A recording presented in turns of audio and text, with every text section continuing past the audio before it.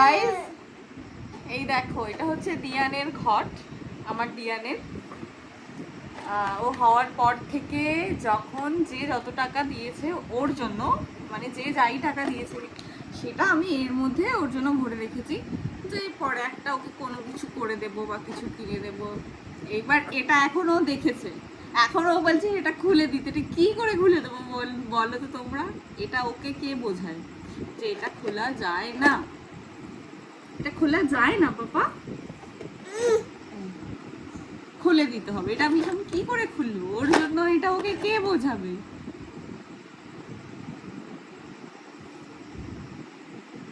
তোমার নামে বলছি সবাইকে, তুমি বুদ্ধু, তুমি একটা বুদ্ধু।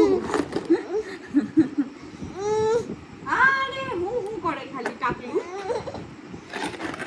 চলো তোমাদের সাথে শেয়ার করব আজকে আবার কি উপলক্ষে এই ঘরটা আমি বের করলাম। কিছুদিন আগে ওর বড় পিপি এসেছিল।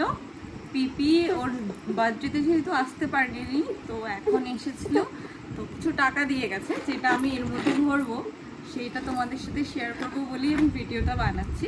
তো চলো দেখতে থাকো গাইজ। তো এই যে ওর পিপি ওকে 6,000 টাকা মোট দিয়েছে। 1,000 টাকা আমাকে আগে অনলাইন করেছিল, আর এখানে 5,000 টাকা আছে, যেটা আমি এখন ঘটে ভরবো।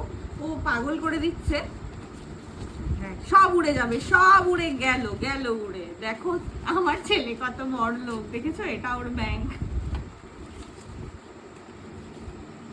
যে যখন যা টাকা দিয়েছে এর মধ্যে ভরেছি, ইভেন আমি নিজেও কিছু রেখেছি যে ওকে একটা কিছু বানিয়ে দেবো। এর মধ্যে ভরি, তুমি ভরো ভরো ভরো, নাও ভরো।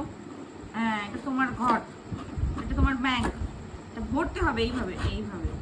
ও টেনে বের করে দেয়, তেরি দুষ্টু যা। যেদিন এই ঘরটা ভাঙবো সেদিনকে ডেফিনেটলি তোমাদের সাথে শেয়ার করব।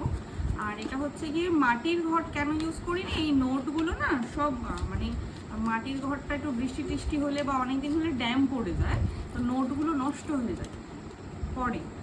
তো যেই কারণে প্লাস্টিকের ঘর ইজ দ্য বেস্ট, আমিও সবাইকে এটা বলবো। আর আমার মতো এরকম কোন কোন মায়েরা করো, ছেলেদের মেয়েদের এরকম কেউ আত্মীয় স্বজন টাকা দিলে সেটা এরকম ঘটে ভরো, ডেফিনেটলি কমেন্টে জানিও।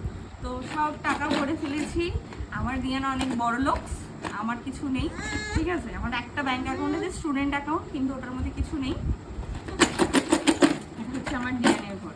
তো এই ভিডিওটা এই পর্যন্তই। কেমন লাগলো ডেফিনেটলি জানিও। টাটা। আর ও দেখো এখনো এটা খুলে দাও বলছে। Tata guys.